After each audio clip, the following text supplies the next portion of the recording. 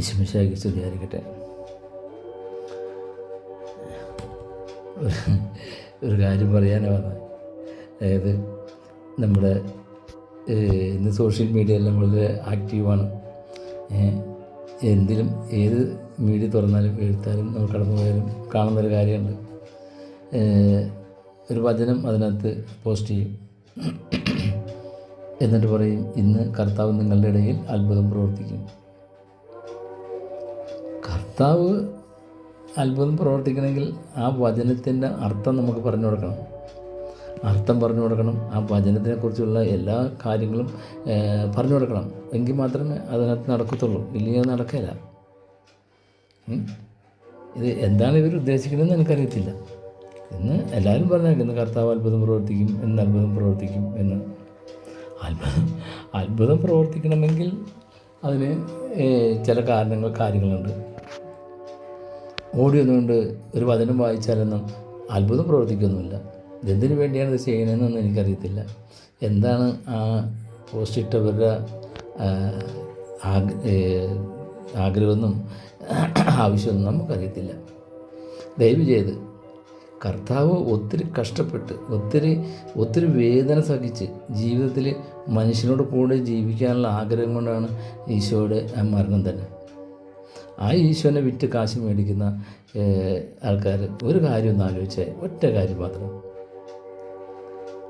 നമ്മുടെ അപ്പനെ വിറ്റ് നമ്മൾ കാശ് മേടിക്കുന്നവരുണ്ടാവും. മനസ്സിലായില്ലേ? ഇത് നമ്മുടെ അപ്പനെ വിൽക്കുകയല്ലേ. ഇന്നത്തെ തലമുറയിൽ ഓരോരുത്തരും ഒന്ന് ചിന്തിച്ച് നോക്ക്. സ്വന്തം അപ്പനെ വിറ്റ് കാശ് വാങ്ങുന്നതാണ് ഈ കാണുന്ന കാര്യങ്ങൾ. അറിയാൻ പാടില്ലെങ്കിൽ അത് പറയരുത്. വചനം ഇപ്പോൾ ഇവർ സോഷ്യൽ മീഡിയയിൽ എഴുതി വിട്ടിട്ട് വേണോ വചനം പ്രഘോഷിക്കാൻ? അങ്ങനെയാണ് പ്രഘോഷിക്കേണ്ടത്. വചനം എന്ന് പറഞ്ഞാൽ അതിൻ്റെ വ്യാഖ്യാനങ്ങൾ അതും നമുക്ക് മനസ്സിലാവുന്ന രീതിയിലും നമുക്ക് അനുകൂലമായും അത് മറ്റുള്ള മനുഷ്യർക്ക് അത് പ്രാവർത്തികമാകാൻ പറ്റുന്ന കാര്യങ്ങളായിരിക്കണം വചനം. അല്ലെങ്കിൽ വചനത്തിൽ പറയുന്നൊരു കാര്യം ഒരിക്കലും നമ്മുടെ ജീവിതത്തിൽ നടക്കില്ല. വചനം നമുക്കുള്ളതല്ല. വചനം അന്ന് ഈശോയുടെ ശിഷ്യന്മാർ ഈ ബൈബിൾ എഴുതി വെച്ച് കഴിഞ്ഞാൽ ഇതിലൂടെ ഈ കാര്യങ്ങളിലൂടെ ഇങ്ങനെ നടന്ന കാര്യങ്ങളിലൂടെ നിങ്ങൾ കടന്നു പോകുമ്പോൾ മാത്രമാണ് നിങ്ങൾക്ക് ആ കൃപ കിട്ടത്തുള്ളൂ. അല്ലാതെ അത് നമ്മുടെ ജീവിതത്തിൽ നടക്കാൻ വേണ്ടിയിട്ടല്ല പറഞ്ഞത്. എല്ലാവരും കാത്തിരിക്കുന്ന പരിശുദ്ധാത്മാവ് വരുമ്പോൾ ശക്തി പ്രാപിക്കും. പരിശുദ്ധാത്മാവൊന്നും വരത്തില്ല. പരിശുദ്ധാത്മാവിന് ആകെ കൊടുക്കാൻ കർത്താവ് ഉദ്ദേശിച്ചത് ശിഷ്യന്മാർക്കാണ്. അതുകൊണ്ടാണ് ഈശോ മരിച്ചു ഉയർത്തി എഴുന്നേറ്റിട്ട് പോകുമ്പം ഒരു വാക്ക് ശിഷ്യന്മാർ പറഞ്ഞത്, നിങ്ങളെന്ത് ചെയ്യണം? പരിശുദ്ധാത്മാവ് വരുന്നവരെ നിങ്ങൾ കാത്തിരിക്കണം. പരിശുദ്ധാത്മാവിന് വേണ്ടി നിങ്ങൾ കാത്തിരിക്കണം. വെറുതെ ചോറും കറിയും തിന്ന് ഉണഴിച്ച് കിടക്കാനല്ല പറഞ്ഞത്. ആ പരിശുദ്ധാത്മാവിന് വേണ്ടിയിട്ട് അവർ രാപ്പകലിരുന്ന് ധ്യാനിച്ച് പ്രാർത്ഥിച്ച് ഒരുങ്ങുകയാണ്. അതാണ് പരിശുദ്ധാത്മാവിന് വേണ്ടിയാണ്. ഇത് ചുമ്മാ അതിലേക്ക് നടന്നുകൊണ്ട് പരിശുദ്ധാത്മാവ് വരാമെന്ന് പറഞ്ഞാൽ നടക്കല്ലത്. പരിശുദ്ധാത്മാവെന്ന് പറഞ്ഞാൽ തന്നെ ഒരു വലിയ അനുഗ്രഹമാണ്, വലിയ അനുഭവമാണ്. നമുക്ക് ആർക്കും കിട്ടത്തില്ല. ഇന്നീ ഭൂമിയിൽ ജീവിക്കുന്ന ഒരാൾക്കും അത് കിട്ടത്തില്ല. അന്ന് തന്നെ പരിശുദ്ധാത്മാവ് നിറഞ്ഞ ഒരേ ഒരു വ്യക്തി പരിശുദ്ധ അമ്മയാണ്. മനസ്സിലായില്ലേ? അപ്പോൾ പരിശുദ്ധാത്മാവിന് വേണ്ടിയിട്ട് ഈ ചുമ്മാ നുണ പറയേണ്ടിരിക്കുക. പരിശുദ്ധാത്മാവ് വരും, നിങ്ങളുടെ കാര്യം സാധിച്ചു തരും. എന്തിനത്? അറിയാൻ പാടില്ലെങ്കിൽ അതൊന്നും പറഞ്ഞു കൊടുക്കരുത്, അങ്ങനെയൊന്നും പറയരുത്. അത് തെറ്റാണ് അല്ലേ? ഏറ്റവും വലിയ തെറ്റാണത്. നിങ്ങളത് മനസ്സിലാക്കുന്നത് ഏറ്റവും നല്ല കാര്യമായിരിക്കും. തെറ്റിനെ ഒരിക്കലും നമ്മൾ പ്രോത്സാഹിപ്പിക്കരുത്. തെറ്റ് തന്നെയാണ്. ആ തെറ്റിനെ എന്ത് ചെയ്യണം? നമ്മൾ മറ്റുള്ളവർക്ക് പറഞ്ഞ് കൊടുക്കരുത് അല്ലേ? ഇപ്പം ഞാൻ പല പോസ്റ്റുകൾ ഇടുന്നുണ്ട്. അതിന് കുറേ എതിരും കുറേ ചോദ്യങ്ങളും അതൊക്കെ വരുന്നുണ്ട്. ഞാൻ ഇതേക്കുറിച്ചൊന്നും പഠിച്ചിട്ടില്ല. എൻ്റെ വ്യക്തിപരമായിട്ട് ഒരു പഠനം എനിക്കിതിനകത്തില്ല. ബൈബിൾ എന്താണെന്ന് പോലും ഞാൻ അറിയുന്നത് 32 വർഷത്തിന് ശേഷമാണ്, മുമ്പ് ആയിട്ടുള്ളൂ. അതെന്താണെന്നും അതിൽ എങ്ങനെയാണെന്നും ഈശോൻ്റെ ജീവിതം എന്താണെന്നും ഒക്കെ അറിയേണ്ട 32 വർഷമേ ഉള്ളൂ. പക്ഷേ ഞാൻ എനിക്കിതൊന്നും പഠിക്കാനോ എനിക്കിതൊന്നും ചെയ്യാനോ ഒന്നും എനിക്കറിയത്തില്ല. എനിക്ക് ഈശോ തരുന്ന ഒരു വെളിപ്പെടുത്തലുകളാണ് എന്നെ ഇതുവരെ ഇങ്ങനെയാക്കിയത്.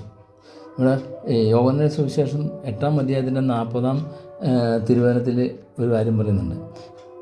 എന്നാൽ ദൈവത്തിൽ നിന്ന് കേട്ട സത്യം നിങ്ങളോട് പറഞ്ഞ എന്നെ കൊല്ലാൻ നിങ്ങൾ ആലോചിക്കുന്നു. എന്തിനാണെന്നറിയോ? 32 വചനമുണ്ട്. സത്യം നിങ്ങളെ സ്വതന്ത്രരാക്കും. ആ 40-ൽ പറയുന്നത് കൊല്ലാൻ തീരുമാനം നോക്കി, ദൈവത്തിൽ നിന്ന് കേട്ടത്. അപ്പോൾ ഞാൻ നിങ്ങളോട് പറയുന്നത് എനിക്ക് ഈശോ തരുന്നതാണ്. ഈശോ എനിക്ക് തരുന്നത് ഞാനിവിടെ ഒരു പേപ്പറിൽ കുറിച്ച് വയ്ക്കും. മനസ്സിലായില്ലേ? എനിക്ക് അത്ര നേരം ആലോചിച്ചിരിക്കാൻ പറ്റത്തില്ല, അങ്ങനൊന്നും എനിക്ക് കിട്ടത്തില്ല. അപ്പോൾ ഈശോ തരുമ്പം ഞാൻ അപ്പോൾ തന്നെ പേപ്പറിൽ കുറിച്ച് അത് വയ്ക്കും, അതിൻ്റെ വ്യാഖ്യാനങ്ങൾ. ആ സാധനമാണ് ഞാൻ നിങ്ങൾക്ക് തരുന്നത്, നിങ്ങളോട് പറയുന്നത്. അല്ലാതെ എനിക്ക് ഇതിനകത്തൊന്നും ഡോക്ടറേറ്റോ പാണ്ഡിത്യമോ ഒന്നും എനിക്കില്ല. എന്നെക്കൂട്ട് അറിയത്തുമില്ല, ഞാനോട് ചെയ്യത്തുമില്ല. അപ്പോൾ ആ വചനമാണ് എനിക്ക് ഈശോ തന്ന വചനമാണ് ഞാൻ നിങ്ങളോട് പറയുന്നത്. അപ്പോൾ നിങ്ങളതിനെ തള്ളിക്കളയുക. സത്യമായിട്ട് ഒരാൾ ഇതിനെ ഉൾക്കൊള്ളുന്നില്ല. ഈ നുണ പറയുന്നത് മാത്രമേ അവർക്ക് ഉൾക്കൊള്ളാൻ പറ്റത്തുള്ളൂ. ഒരിക്കലും നടക്കാത്ത സംഭവങ്ങൾ പറയുന്നത് എല്ലാവരും ഉൾക്കൊള്ളുന്നുണ്ടെന്ന് എനിക്ക് തോന്നുന്നു. ഒരിക്കലും നടക്കാത്ത സംഭവങ്ങൾ നിങ്ങൾ ധ്യാന കേന്ദ്രത്തിലൊക്കെ ചെന്ന് നോക്കി, അവിടെയൊക്കെ എന്താ നടക്കണേ? ഒരിക്കലും നടക്കാത്ത കാര്യങ്ങളാണ് അവിടെ പറഞ്ഞ് വലിപ്പിക്കണേ. ഒരിക്കലും നടക്കത്തില്ല, പക്ഷെ അത് ഇവർക്ക് ഭയങ്കര ഇഷ്ടമാണ്. അതല്ലേ ജനം ഓടിക്കൂടുന്നേ. ജനം ഓടിക്കുന്നത് അതുകൊണ്ടാണ്. ജനത്തിനെപ്പോഴും ഇമ്പമായ കാര്യങ്ങൾ മാത്രം കേൾക്കാൻ, അത് കർത്താവ് പറഞ്ഞിട്ടുണ്ട്, കാതിന് ഇമ്പമായത് കേൾക്കാൻ എല്ലാവർക്കും ഇഷ്ടം. അതങ്ങനെ മാറും. അങ്ങനെ മാറി കാതിന് ഇമ്പമായത് കേൾക്കാൻ നിൽക്കുക, എന്തോ അത്ഭുതം കാണാൻ. ഒരത്ഭുതം ഒരു സ്ഥലത്ത് നടക്കത്തില്ല. എന്ത് അത്ഭുതം നടക്കണമെങ്കിലും നമ്മുടെ ഉള്ളിൽ നടക്കണം. നമ്മുടെ ഉള്ളിൽ ഒരു ക്രിയ നടന്നെങ്കിൽ മാത്രമേ അത്ഭുതം നടക്കത്തുള്ളൂ. ഇനി നടക്കത്തില്ല. അത് കാണാൻ ആരും പോകും വേണ്ട, അത് അനുഭവിക്കാൻ ആരും പോകും വേണ്ട. എല്ലാവരും ഓടുന്നതിനാ ധ്യാനകേന്ദ്രത്തിലേക്ക് ഓടുന്നതിനാ. എനിക്കറിയാം എന്തിനാ കടം വീട്ടാൻ വേണ്ടിയാണ്. പല കാരണങ്ങളുണ്ട്. അതിലൊന്ന് ഏറ്റവും മെയിനായിട്ടുള്ള സാധനം കട അങ്ങനെ വീഴത്തില്ല. കടം വീഴണമെങ്കിൽ നമുക്ക് ആരെയും തരണം. നമുക്ക് ആരെയും തരണമെങ്കിൽ ഈശോ അതിനൊരു വഴി ഉണ്ടാക്കി തരണം. ആവശ്യമില്ലാത്തൊരു കടവും നമ്മൾ വീട്ടിൽ തരത്തില്ല. ചുമ്മാ കള്ളു കുടിച്ച് കളഞ്ഞതും അല്ലെങ്കിൽ മറ്റുള്ളവർ പോലാകാൻ വേണ്ടിയിട്ട് നമ്മൾ കടം മേടിച്ചതും ചിലവാക്കിയതും അതൊന്നും നമുക്ക് കിട്ടത്തില്ല. അതൊന്നും ഒരു കടത്തിൽ പെടത്തില്ല. ഇത് എന്ത് ചെയ്യണമെങ്കിലും നമ്മുടെ ജീവിതത്തിൽ ഒരു പ്രവൃത്തി നടന്നിരിക്കണം. മനസ്സിലായില്ലേ? ഇന്ന് പ്രവൃത്തിയില്ല. വിശ്വാസം ഉണ്ട് എന്ന് പറയുന്നു, ഞാൻ സമ്മതിക്കണം. ഇല്ല എന്ന് ഞാൻ ആരോടും പറയുന്നില്ല. വിശ്വാസം ഉണ്ടാവും. എന്തിൻ്റെ ദിവസം ആൾക്കാർ പള്ളിയിൽ പോകുന്നത് പുണ്യം കിട്ടാനാണോ? അവരുടെ കുറേ കാര്യങ്ങളൊന്ന് അവിടെ പറയണം, മേടിച്ചെടുക്കണം, രക്ഷപ്പെടണം. നടക്കില്ല, കിട്ടത്തില്ല. എന്തിനാ? നിങ്ങൾ ചെയ്യേണ്ട കാര്യം ചെയ്യുമ്പോൾ മാത്രമാണ് അവിടെ ഈശോ പ്രവർത്തിക്കുന്നത്. പരിശുദ്ധാത്മാവ് പ്രവർത്തിക്കുന്നതെന്ന് ഞാൻ പറയത്തില്ല. ഈശോയുടെ ആത്മാവ് ഈശോ പ്രവർത്തിക്കും. മനസ്സിലല്ലേ? നമുക്ക് വേണ്ടി ഈശോ മരിച്ച് നമ്മുടെ കൂടെ ജീവിക്കാൻ, അല്ലാതെ നമ്മുടെ പാവങ്ങളൊന്നും കളയാൻ വേണ്ടിയിട്ടൊന്നല്ല. പറയുന്നുണ്ട് നമ്മുടെ പാവത്തിന് പരിഹാരമായിട്ടാണ് ഈശോ പറയുന്നത്. നമ്മുടെ പാവത്തിന് പരിഹാരമൊന്നുമല്ല. നമ്മൾ അങ്ങനെ പാവത്തിന് പരിഹാരമാണെങ്കിൽ ഇപ്പോൾ നമ്മൾ വേറെ ഇതിനൊന്നും പോകണ്ട. നമുക്ക് പാവമില്ല. എന്തൊക്കെയോ എനിക്കറിയത്തില്ല. ജീവിതത്തിൽ ഒരുപാട് നന്മകൾ, പ്രവൃത്തി കൂടാത്ത വിശ്വാസം അത് നിർജീവമാണെന്ന് പറഞ്ഞത് പലരും എനിക്കറിയാം. നേരം പോക്കിന് വേണ്ടിയിട്ട് സമയം പോകാൻ വേറെ വഴികളൊന്നുമില്ലാത്ത ഒത്തിരി പേര് ഈ പ്രസ്ഥാനമായിട്ട് നടക്കുന്നുണ്ട്. ഒത്തിരി പേര്. കാരണം വേറെ അവർക്ക് നേരം പോക്കില്ല. അതൊക്കെ ചുമ്മാ തട്ടിപ്പാണ്. അവർക്ക് നേരം പോക്കിന് വേണ്ടിയിട്ട് എന്തെങ്കിലും കിട്ടുമെങ്കിൽ കിട്ടട്ടെ, അത്രേ ഉള്ളൂ. സത്യത്തിൽ എനിക്ക് നിങ്ങളോട് ഒരു അപേക്ഷയുണ്ട്. ഒരിക്കലും നിങ്ങൾ ഈശോയെ വിൽക്കരുത്. ഈശോയെ വിറ്റ് നിങ്ങൾ ആ കാശ് മേടിച്ച് തിന്നരുത്. അത് ഏറ്റവും വലിയ പാവമാണ്. മനസ്സിലായില്ലേ? ദൈവത്തെ ഓർത്ത് ഞാൻ എല്ലാവരോടും കൂടി പറയണേ, നിങ്ങൾ ഈശോനെ വിൽക്കരുത്. സത്യമായിട്ട് ഞാൻ പറയും, നിങ്ങൾ ഈശോനെ വിറ്റ് കാശ് മേടിക്കരുത്. കർത്താവ് പറയുന്നുണ്ട്. കർത്താവ് പറഞ്ഞ ഞാൻ ഒരാളോട് ചോദിച്ചപ്പോൾ ഒരു വചനപ്രഘോഷണം ചോദിച്ചപ്പോൾ പറഞ്ഞു, കർത്താവ് പറഞ്ഞു കൂലിക്ക് അർഹന, അത് വേലയ്ക്ക് കൂലി അർഹതപ്പെട്ടതാണ്. വേല ചെയ്യുന്നില്ലേ, അതിന് കൂലി കിട്ടും. അത് കർത്താവ് പറഞ്ഞിട്ട് മേടിച്ചോളാം. കർത്താവ് പറഞ്ഞാൽ നിൻ്റെ അന്നേപ്പത്തിനുള്ളത് മേടിക്കാൻ പാടുള്ളൂ, നിൻ്റെ ഭക്ഷണത്തിനുള്ളത് മാത്രമേ അത് മേടിക്കാൻ പാടുള്ളൂ. ഞാൻ പല വചനപ്രഘോഷകരായിട്ട് എനിക്ക് ഒത്തിരി കണക്ഷനുണ്ട്. ഞാൻ അവരോടൊക്കെ പറയും, നിങ്ങൾ മേടിക്കരുത്, ചെറുക്ക് റേറ്റാണ് 10,000 രൂപ 15,000 രൂപ പ്ലസ് വണ്ടിക്കാശും കൊടുക്കണം, അവർ പിന്നെ കാറിൻ്റെ കാശും കൊടുക്കണം. ഞാൻ അവർ ശാപമാണ്, ഇത് നിലനിൽക്കത്തില്ല, പോകരുത്. ഒരിക്കൽ ഒരു അച്ഛൻ എന്നോട് പറഞ്ഞ് അത് തെറ്റാണ്, രാജസാറിന് ജോലിയുണ്ട്, ശമ്പളമുണ്ട്, അതുകൊണ്ട് പൈസ മേടിക്കുന്നില്ല. ഇവരങ്ങനെയല്ല, ഇവർക്ക് ജോലിയില്ല, ശമ്പളമില്ല, ഇവരുടെ കുടുംബം നില. അപ്പോൾ ഞാൻ അച്ഛനോട് പറഞ്ഞു, അച്ഛൻ 14 വർഷം സെമിനാരി പഠിച്ചാലേ അച്ഛനറിയത്തില്ലേ ഈ സുവിശേഷം പ്രസംഗിച്ച് നടന്നുകൊണ്ട് കുടുംബം പോറ്റാൻ നോക്കിയാൽ അത് തെറ്റാണെന്ന് അറിയത്തില്ലേ? അത് തെറ്റാ. നമ്മുടെ കുടുംബത്തെ നോക്കിയിട്ടും വേണം, നമ്മുടെ കുടുംബത്തിൻ്റെ ആവശ്യങ്ങൾ കഴിഞ്ഞതിന് ശേഷം മാത്രമേ ഇതിന് നടക്കാൻ പാടുള്ളൂ.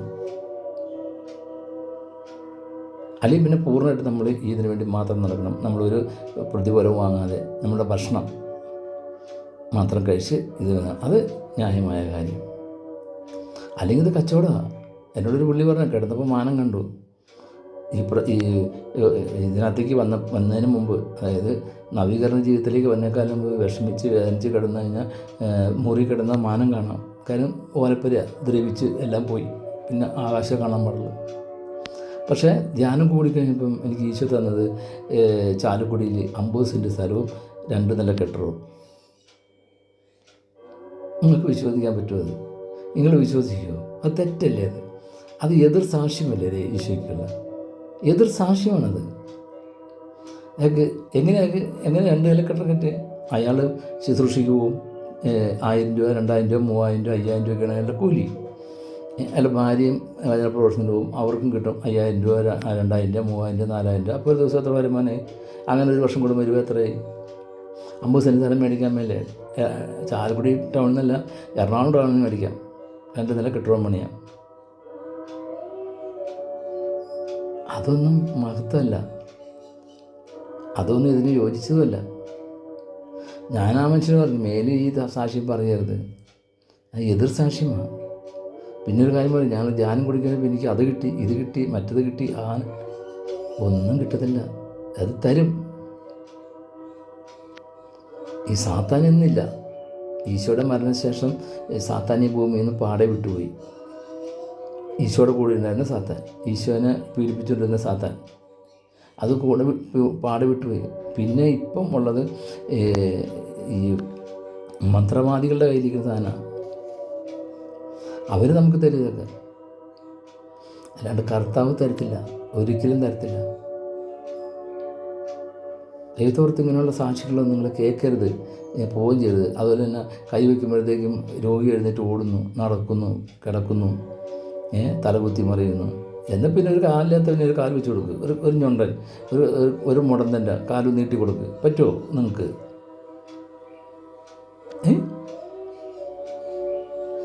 ഒരു കാല് മുടന്തൻ്റെ ആ മുടന്തൊന്ന് മാറ്റി കൊടുക്കാൻ പറ്റുമോ നിങ്ങൾക്ക്? അത് പറ്റാത്തിടത്തോളം കാലം നിങ്ങൾ ഈ സാക്ഷ്യം എന്ന് പറഞ്ഞ് നടക്കരുത്. നിങ്ങൾ രോഗശാന്തി നൽകി, അത് ധ്യാനത്തിൻ്റെ പേരാ, വചനപ്രഘോഷണവും രോഗശാന്തിയും. എന്ത് രോഗശാന്തി? ആർക്ക് രോഗശാന്തി?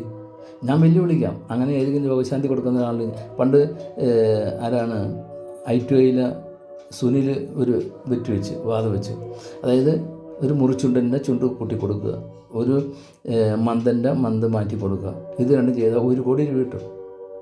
സ്കറിയ പറഞ്ഞ് 50 ലക്ഷം ഞാൻ തരാം, വേറൊരാൾ പറഞ്ഞ് 50 ലക്ഷം ഞാൻ തരാം. പിന്നെ അങ്ങനെ ഓഫറായി ഏതാണ്ട് 5-6 കോടി രൂപ കിട്ടും. ഈ അത്ഭുതം പ്രവർത്തിക്കുന്ന ആൾക്കാരെ എല്ലാവരും വിളിച്ചു. പനക്കിലച്ച് മാത്രം ആ ഫോൺ എടുത്തില്ല, ബാക്കി എല്ലാവരും വിളിച്ച് പറഞ്ഞു, ഇന്ന ദിവസം ഈ ഒരു ഇത് നടത്തുന്നുണ്ട്, ഞങ്ങൾ അത്ഭുതം പ്രവർത്തിക്കും, ഇത്ര കോടി രൂപ വഴി കിട്ടും. ഇത് ആരും പോവാഞ്ഞേ? ഇവരൊക്കെ അത്ഭുത പ്രവർത്തകരില്ലേ? എന്താ പോവാഞ്ഞേ? നടക്കില്ല. മറ്റൊക്കെ കള്ളത്തരങ്ങളാണ്. കസേരയും എടുത്തുകൊണ്ട് ധ്യാനം കൂടി. കുറച്ച് കഴിയുമ്പോൾ കസേരയും മേൽ ചാടി എഴുന്നേറ്റ് നടന്നുപോയി. തളവാദം പിടിച്ച് നടുവൊടിഞ്ഞ് കിടന്നവൻ കട്ടിലെ കൊണ്ടുവന്ന് ധ്യാനം കൂട്ടിച്ച് കുറച്ച് കഴിയുമ്പോൾ അവൻ തുള്ളിച്ചാടി. ഇത് കള്ളത്തരങ്ങളാണ്. ഇതൊക്കെ അന്വേഷിച്ച് പിടിച്ചാൽ കള്ളത്തരം എല്ലാം കണ്ടേക്കണേ. അപ്പോൾ ദൈവത്തെ വിൽക്കരുത്. എൻ്റെ പൊന്നു സഹോദരങ്ങളെ, നിങ്ങൾ ഒരിക്കലും നിങ്ങൾ ദൈവത്തെ വിൽക്കരുത്. അതേപോലെ തന്നെ ഇങ്ങനെയുള്ള സ്ഥലങ്ങളിൽ നിങ്ങൾ പോയി ഇത് കേൾക്കുകയും ചെയ്യരുത്. നിങ്ങൾക്ക് എന്ത് ജീവിതത്തിൽ എന്ത് പ്രശ്നമുണ്ടെങ്കിലും നമുക്ക് ഇടവപ്പള്ളിയുണ്ട്. ആ പള്ളിയിൽ ചെല്ലുക.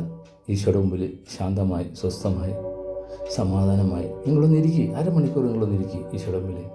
അപ്പോൾ ഈശോ അത് കേൾക്കും, നിങ്ങളുടെ പ്രാർത്ഥന കേൾക്കും. നിങ്ങൾക്ക് അവിടെ ഒരു ദിവസം കൊണ്ടല്ല, നിങ്ങൾ ചെന്നിരിക്കണം, ശാന്തമായിരിക്കണം. നമുക്കിരിക്കാൻ പറ്റില്ല. നമ്മൾക്ക് അല്ലെങ്കിൽ ഒന്നിൽ അല്ലേലേ പറയണം, അല്ലെങ്കിൽ കൈ ഉയർത്തി തപ്പ് കൂട്ടണം. അങ്ങനെ ശാന്തമായി നീ എൻ്റെ കാര്യങ്ങൾ താഴ്മയോടെ ഇരിക്കുക. തക്ക സമയത്ത് നിന്നെ ഞാൻ ഉയർത്തും. ആ തക്ക സമയം വരുമ്പോൾ ഈശോ നിങ്ങൾ ഉയർത്തും. നിങ്ങൾ വേറെ ഒന്നിനും പോകരുത്, വേറെ ഒന്നും നിങ്ങൾ ആഗ്രഹിക്കുകയും ചെയ്യരുത്. വേറെ ഒരു സ്ഥലത്തും പോകണ്ട. ഒരു സ്ഥലം നടക്കത്തില്ല, കള്ളത്തര. ഒരു സ്ഥലത്തും നിങ്ങൾക്കൊന്നും നടക്കത്തില്ല. എന്തിനാ വെറുതെ ഞാൻ ഇനി കൂടുതൽ പറഞ്ഞു കഴിഞ്ഞാൽ വേറെ ഒരുപാട് കാര്യങ്ങളായിപ്പോൾ. അതുകൊണ്ട് ഞാനത് ഇവിടെ വെച്ച് അവസാനിപ്പിക്കുകയാണ്. ദൈവത്തെ ഓർത്ത് ഈ യൂട്യൂബിലും അതിലൊക്കെ പോസ്റ്റ് ഇടുന്ന, ഫേസ്ബുക്കിലൊക്കെ പോസ്റ്റ് ഇടുന്ന സഹോദരങ്ങളെ, നിങ്ങൾ വചനം കൊടുത്തിട്ട് ഇന്ന് അത്ഭുതം പ്രവർത്തിക്കും, ഇന്ന് ആമയം പറയണം എന്ന് പറയരുത്. വചനം കൊടുത്തു, പക്ഷേ അതിന് നിങ്ങൾ വേറെ ഒരു കോട്ടിങ് കൊടുക്കരുത്. ദൈവത്തെ ഓർത്ത് ഈശോനെ വിൽക്കരുത്. ലോകം നശിച്ചുകൊണ്ടിരിക്കുക. ലോകം ഇങ്ങനെയൊക്കെ ചെയ്യുന്നത് കൊണ്ട് ദൈവം തന്നെ ലോകത്തെ ശിക്ഷിച്ചുകൊണ്ടിരിക്കുക. അതുകൊണ്ട് ഈ ലോകത്തെ നിങ്ങൾ ശിക്ഷിക്കരുത്. നമ്മുടെ മക്കൾ ഒക്കെ രക്ഷപ്പെടുത്ത്. നിങ്ങൾക്കറിയാവുന്ന വചനങ്ങൾ പറഞ്ഞു കൊടുത്ത് അതിൻ്റെ വ്യാഖ്യാനങ്ങളും കൊടുത്ത് നല്ല രീതിയിൽ കൊടുത്ത് അവരെ നന്മയിലേക്ക് നയിക്കാൻ നോക്കുക. അല്ലാണ്ട് ഇന്ന് ഈശോ അത്ഭുതം നിങ്ങളുടെ ജീവിതത്തിൽ നിന്ന് ഈശോ അത്ഭുതം പ്രവർത്തിക്കും. എന്തുകൊണ്ട് അത്ഭുതം? ഈശോ എന്താ അത്ഭുതം പ്രവർത്തിക്കണം? ഇവർ പറഞ്ഞ ഈ വചനം അതൊക്കെ ഓരോരുത്തർ 100-150 പ്രാവശ്യമൊക്കെ വായിച്ച വചനങ്ങളാണ്. ശരിയല്ല, അത് അങ്ങനെ ചെയ്യരുത്. ഈശോനെ വേദനിപ്പിക്കുന്ന ഒരു കാര്യം നമ്മൾ ചെയ്യരുത്. വചനം നമ്മൾ വായിച്ചിട്ട് ആ വചനം അനുസരിച്ച് ജീവിക്കുമ്പോൾ മാത്രമാണ് അതിനകത്ത് ഫലം കിട്ടുന്നത്. ഈ വചനത്തിൽ നിന്ന് നമുക്ക് വേണ്ടിയിട്ട് പറയുന്ന കാര്യങ്ങളല്ല.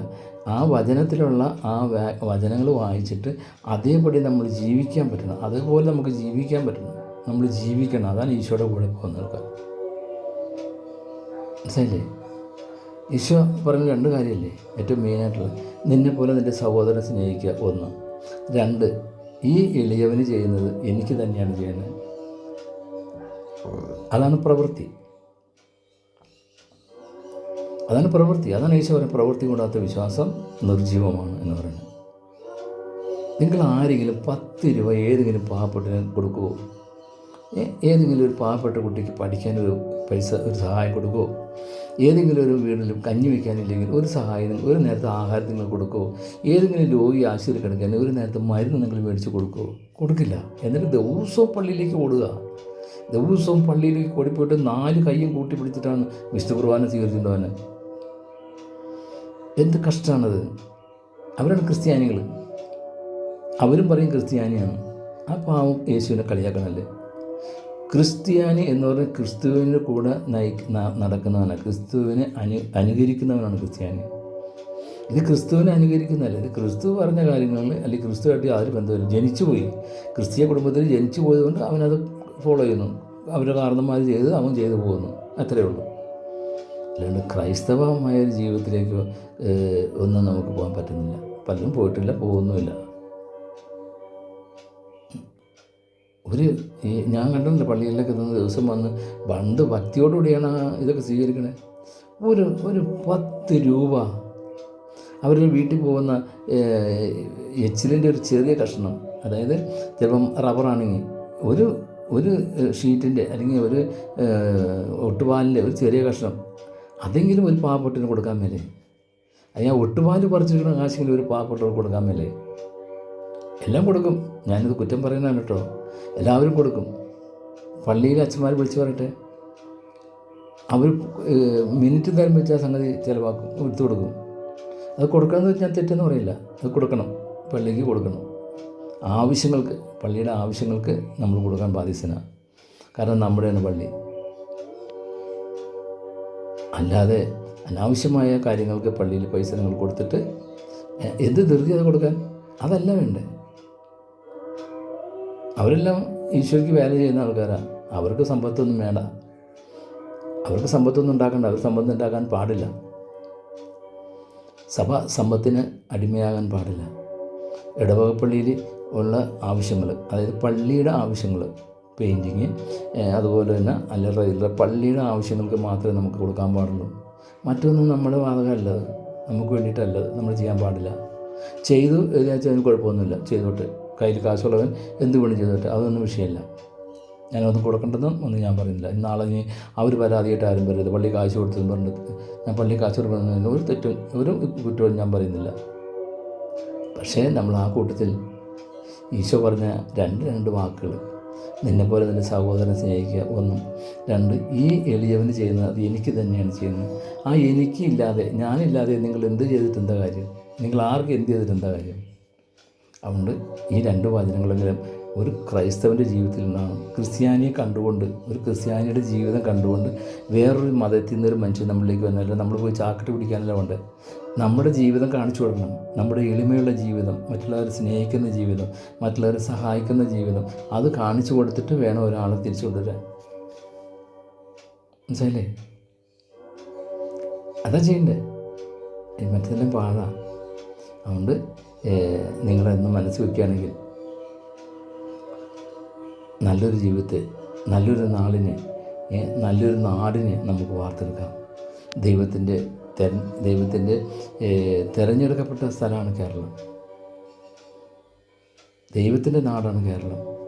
ആ നാട്ടിൽ ഒരു നന്മ ചെയ്തുകൊണ്ട് ജീവിച്ചു പോകുമ്പോൾ അതല്ലേ ഏറ്റവും വലുത്, അതല്ലേ ഏറ്റവും വലിയ അനുഗ്രഹം.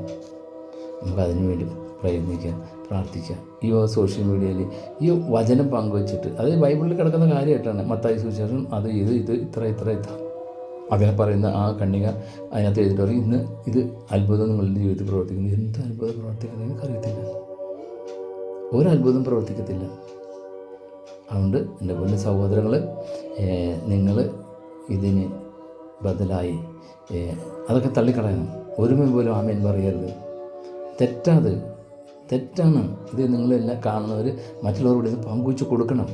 എനിക്കിതിൻ്റെ വീതം കിട്ടാനോ, എനിക്കിതിനകത്ത് ലൈക്ക് കിട്ടാനോ, ഷെയർ, അതൊന്നും എനിക്ക് ആവശ്യമില്ല. നിങ്ങൾ പറഞ്ഞു കൊടുക്കണം. കാശ് എനിക്കതിൻ്റെ ആവശ്യമില്ല, എനിക്കത് കിട്ടുകയും വേണ്ട. എനിക്ക് ജീവിക്കാൻ വഴി ഉള്ളത് ദൈവം തന്നിട്ടുണ്ട്, പെൻഷനുണ്ട്, അത് ധാരാളമാണ്. അതുകൊണ്ട് നിങ്ങൾക്ക് പറ്റും. എനിക്ക് ഒത്തിരി നാളായി അത് പറഞ്ഞിരിക്കണം. ഇന്നലെ ഒരു കണ്ടു, ഇന്നും കാലത്ത് ഒരെണ്ണം കണ്ടു. അതൊരു സിസ്റ്ററിൻ്റെ, നമുക്കറിയത്തില്ല ഇവർക്ക് എന്തൊക്കെ ഈ പറയണമെന്ന്. എന്നിട്ട് അത്ഭുതം പ്രവർത്തിക്കുന്നു പറഞ്ഞാൽ എന്ത് അത്ഭുതം പ്രവർത്തിക്കുന്നത്? എന്തായാലും ഇത് അത്ഭുതം, ഇത് വായിച്ചിട്ട് അത്ഭുതം പ്രവർത്തിക്കില്ല. അവർക്ക് ദൈവത്തോടുള്ള വിശ്വാസം നഷ്ടപ്പെടും, ഈശോയോടുള്ള വിശ്വാസം നഷ്ടപ്പെടും, വചനത്തിനോടുള്ള വിശ്വാസം നഷ്ടപ്പെടും. അതൊന്നും വരുത്തിപ്പിക്കരുത്, അതിൻ്റെ ഒന്നും ആവശ്യമില്ല. ഇത്രയും പറഞ്ഞുകൊണ്ട് എന്തെങ്കിലും കുറവുണ്ടെങ്കിൽ നിങ്ങൾ തിരുത്തുക. എന്നെ കുറ്റം പറയാനോ എനിക്കിതിൻ്റെ മേൽ പഴി കേൾക്കാനോ താല്പര്യമില്ല. ഈശോ മിശിഹായ്ക്കും സ്തുതിയായിരിക്കട്ടെ.